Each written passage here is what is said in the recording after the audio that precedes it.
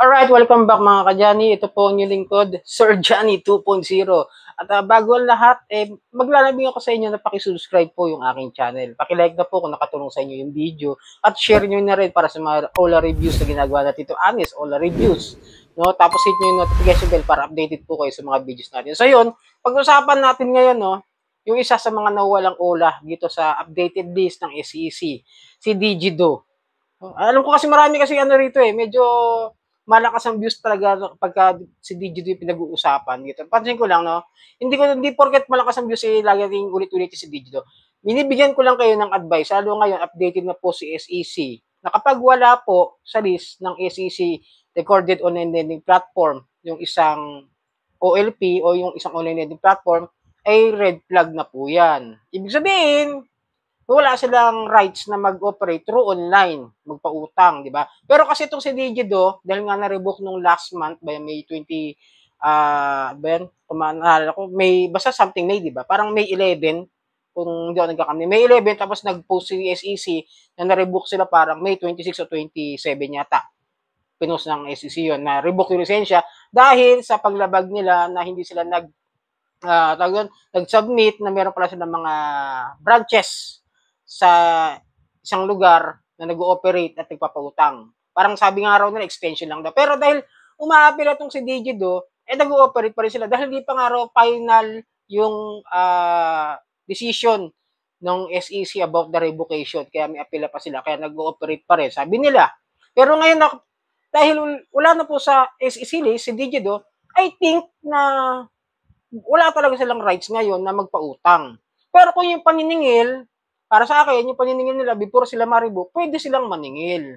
Pwede pa rin nilang habulin yung mga tao na may utang sa kanila before the revocation of their license. Yun lang po malilinaw ko sa inyo, may papayo ko sa inyo. Kasi yung iba ayaw magbayad Porket na-revoke, ayaw magbayad. Yung iba naman sinasamantala, porket na-revoke, inuutangan, di binabayaran. No? I'm against by that kind of doings na parang hindi na kasi kayo kaiba no sa mga ibang mga tao na nangungutang din nagbabayad, no? Para na rin kasing scammer ang galawan ng mga yan. Yan yung mga tinatawag ng mga Ola Farmer. Pero balik tayo kay Digid na sinasabi nga na kasi nga may apila sila. Okay lang. Pero ngayon na wala sila sa list is mismong si Attorney Kimyo yung parang head ng lending at financing ng SEC is nag-advise nga na kapag wala sila sa list na yan ng online lending platform recorded, is red flag na. Huwag na makikipag-transaction. Okay?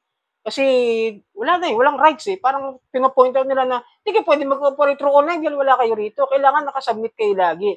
Kita nyo yung iba ron, na wala rin doon sa SEC, no? Pero doon tayo sa main account, panoorin nyo lahat ng mga OLA na natanggal. Pero dito, kung ngayon, mangungutang kayo ngayong July, kay Digito, kasi nawala rin siya sa Play Store, di ba? Excuse me. Nawala siya sa Play Store sa ibang pero nandoon siya sa App Store ng Vivo tsaka sa App Store ng iPhone sa iOS. Doon ko sila nakikita na nag-ooperate. Pero sa Play Store wala. Siguro dahil na-report.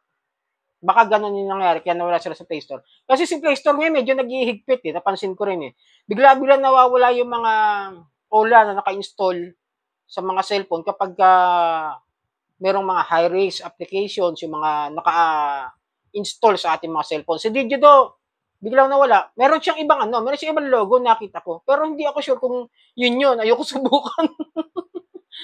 Kasi ayoko iniwasan kasi si Digito, sobra ka din kasi yan. Talagang sa pagiging, sabi nga nila, loan shark. Talaga, isa sa mga mataas at pinaka high ranks ng mga loan shark na nirereklamo dahil sa sobrang taas talaga ng interest. Real talk lang, hindi paninirang puri kasi talagang ang laki ng interest na pinapataw nila sa mga borrower na wala naman dun sa sinasabi na ceiling of interest rate ng Bangko Sentral ng Pilipinas na inadapt ng SEC na kapag 10,000 pababa, dapat 15% per month. Ang nangyayari kasi nung subukan ko 50% per month di ba?